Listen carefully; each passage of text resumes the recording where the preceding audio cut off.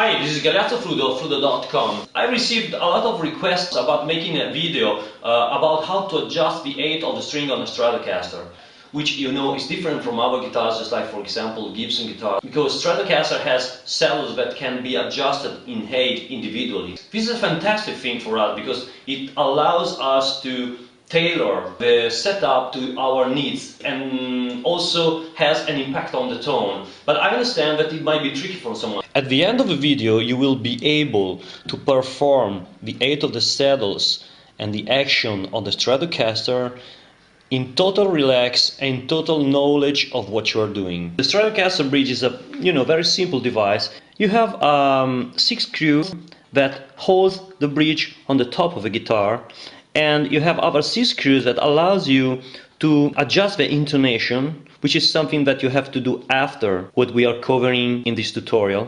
And then there are 12 small hex screws, which thanks to this small hex key will allow you to adjust the individual height of each string.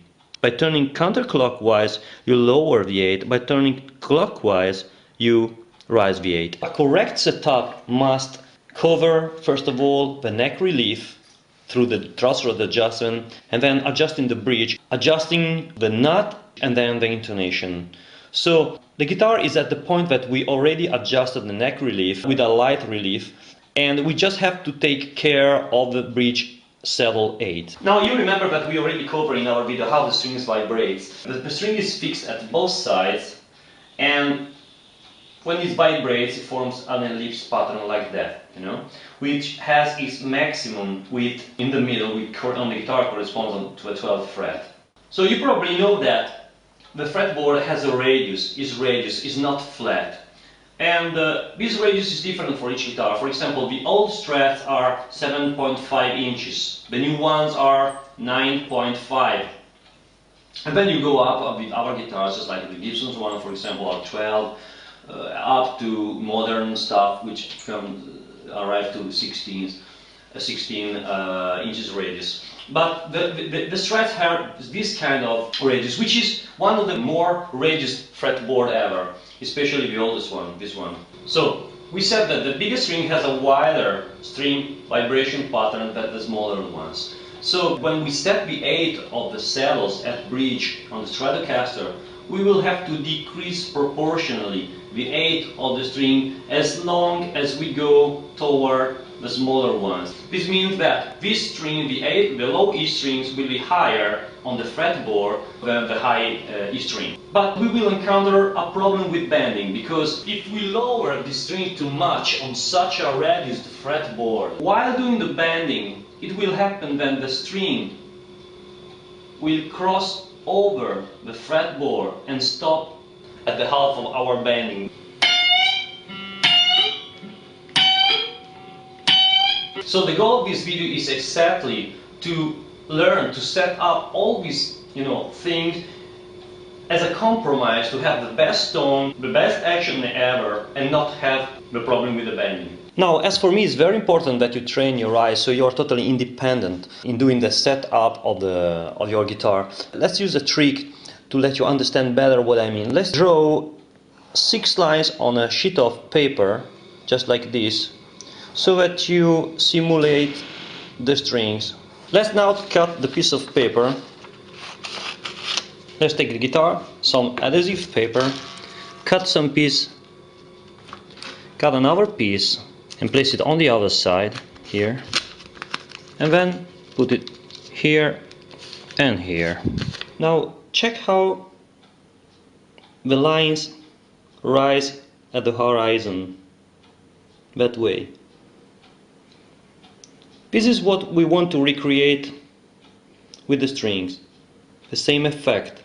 The first thing that we will have to do is lower the middle and the bridge pickup, because pickups are magnets and they attract strings, and by attracting strings they can cause buzz, especially on the lower strings. So we don't want this to affect our adjustment now. Before you do this, you can get a caliper and take the measurement of how they are now, so you are sure that you can recreate that later on.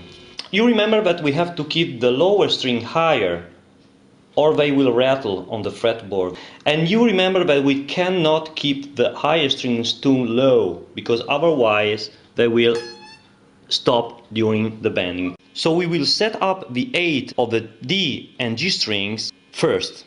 Looking at the saddles from this side, what I want to come up with is something that looks like this, where from the first saddle to the other one there's about 1 millimeter, 2 millimeters here, 1 millimeter, 2 millimeters here. The D and the G are identical, and there's 1 millimeter, 1 and a half here, 1 millimeter and 1 millimeter and a half here. Adjust the G and D saddle by inserting the hex key here. If you see that the hex key tend to be loose inside the hole, just release the tension of the strings that way.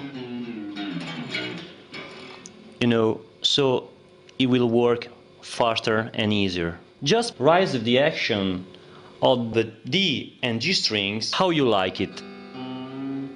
I will now give you a reference of how I adjust it for my likes. You can use this as a starting point. I just raise the action of the D and G strings to an action that I like. I will now give you exact measurement of that. Anyway, how it sounds like is this.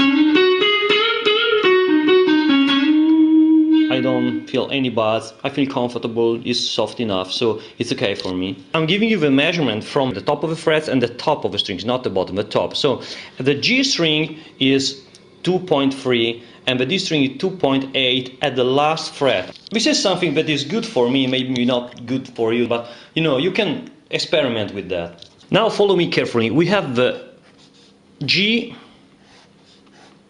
and D saddle set to the correct height that we want, okay? We now have this other A and E and B and E saddle to still have to be set up. Now what we know is that we want these two strings not to stop when we make the bending. So we will raise the E string now to the point where it no longer stops during the bending. Note that I should do this with the guitar in playing position, but I can't hold the camera, so I will do that with the guitar on the table. It's now stopping. I raise the saddle, both the same 8. It's still making some kind of but here. So I want to raise it up just a little bit more. Be sure that the saddle are, touching each other.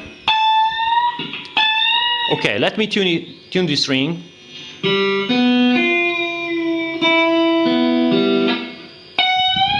Okay, is no longer buzzing. So now we have the G saddle set up, the D saddle set up. These two ones we'll see later. We have the E higher E string set up. How do we set the B string? Is very simple. This is the saddle of the higher E. This is the saddle of the G. We put that in between. So we have the same distance here and here. Check it out. The B string is now at almost the same height of the E string. We want this one to be halfway between the height of the E string and the height of the G string. So we raise this that way. Remember, you must raise both screws together. And voila. So now we have same distance from here to here that we have from here to here. We tune and we check if it stops during bending or not.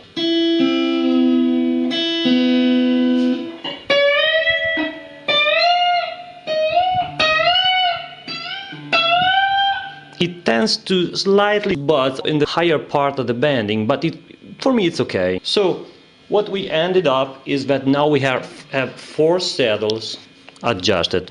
The E string correctly adjusted, the B string correctly adjusted, the G and the D string correctly adjusted, and we have now to go through the A and E. Now to adjust the A string I have to use the same process as before, but I have a problem because the X key is loose and it doesn't allow me to raise the saddle. So I have three choices here. The first one being that I can take a bigger hex key and modify it with a file, reduce the tip so that it grips inside the head screw.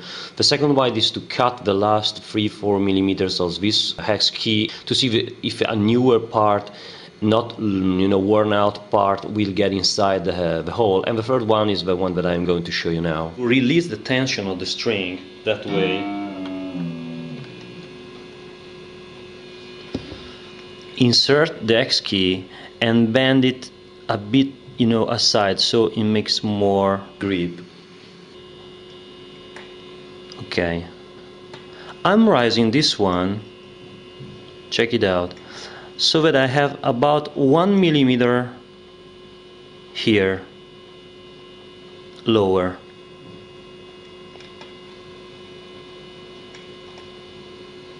Just like this.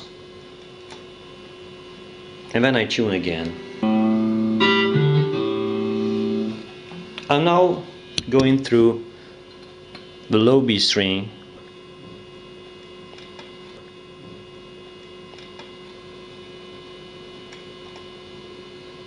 Okay, this one doesn't work, so I have to lower the tension again. And I'm raising this one about 1.5 millimeters lower than the A string. Cool. I'll now check that the strings make an even radius, which is not actually the same of a fretboard, is a wider one. You remember I show you the drawing. I'm checking this that way. I'm showing you so you train your eye to do that. I noticed that the D string is a bit higher and this one is a bit lower, so I'm going to adjust them. So I'm going to lower the D string a bit, that way, and to raise this one like this and like this.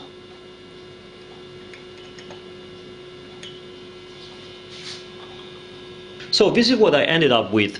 This saddle is about 2 millimeters higher than this one. This one, the G1, is about 2 millimeters higher than this one. This one are almost the same height. The A is 1 millimeter lower than the D, and the E string is about 1 millimeter, maybe a bit less, lower than this one. This ended up with an action which I like, and this allows me to use this guitar without having any problem with the bending and any buzz on the air frets. Of course, this is just a starting point for you to set up everything at your convenience. Whatever you do on the saddles, whatever you do on the bridge, you just have to make sure to recreate this kind of pattern that you see here. So you can lower or raise that, lower a bit these two strings, the E and the B, if you don't care about if it stops a bit during the bending, or if you have a softer touch, you can also lower the low E and the A string, as much as you like. Use this as a starting point to recreate your own setup. You will now have to raise the pickup to the point that they were before using the caliper, if you want to recreate the exact measurement that you have previously, or to your taste. I'm just doing something average now. I will cover pickup adjustment on a dedicated video, but it's not the case now. Cool. To resume, start with the D and G string. Adjust them to an height that is good for you. Remember that before that you have to make threshold adjustment, so check the other video for that. Then go to the higher E string and adjust the height so that when you bend the string, it doesn't stop during the bending. Then put the B string in between, as I show you. Then go up to the, or down as you want, to the E, low E and A string, and raise them following the same curvature that I show you in the video to a height that is good for you according to the touch that you have. We are at the end of the video.